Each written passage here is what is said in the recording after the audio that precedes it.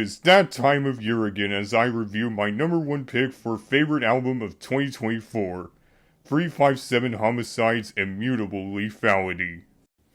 Yes, apparently this seems to be the only time where a band gets the number one album of the year for me for the second time in a row. It could have been Bronwyn, it could have been Malignancy, it could have been Civilotropsy, heck, it could have even been Defeated Sanity again, but instead, it ended up being 357 Homicide again. It is just like 2022, where it could have been Maximized Bestiality, but instead it had to be them.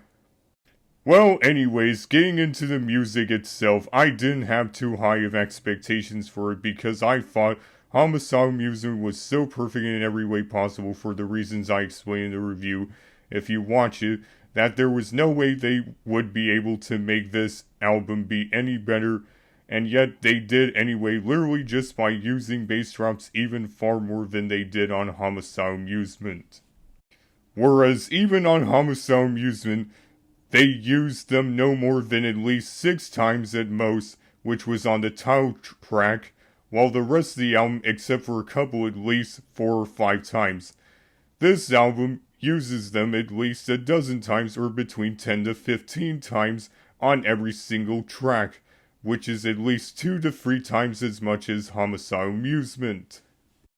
The drums being at an even higher tempo than the last album, with it having even more emphasis on the double kicks in the last album, but yet still having plenty of emphasis on the snare. It also has incorporated even far more beatdown elements compared to the last album. That is why they have both the vocalist of Embryectomy and Chokeslam doing guest vocals on one of the tracks, with the former being on Swallowing Shrapnel and the latter on Erupting Pungent Chunks.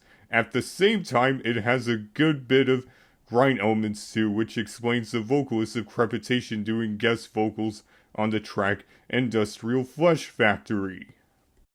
They also use the audio clips a good bit more this time around to really add to the feel of the album, with it having gone from a construction theme or Bob the Builder with the first album to roller coasters or Six Flags type of stuff with the second one to now war, more specifically World War I.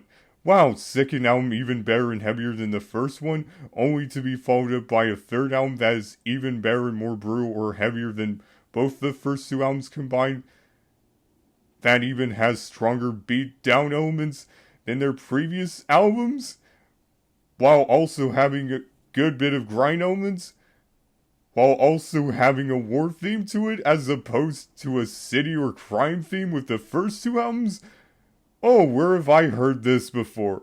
Oh right, Dying Fetuses, Destroy the Opposition, that I will be touching on later in the future. Overall, it is nothing short of pure unrelenting bass booming brutality from start to finish. I'm not just giving it a 10 out of 10, no, even better, 11 out of 10. It seems all the stuff that made Homicide Amusement great, they only doubled down on with this. At this point, it is very doubtful they could get any better after this.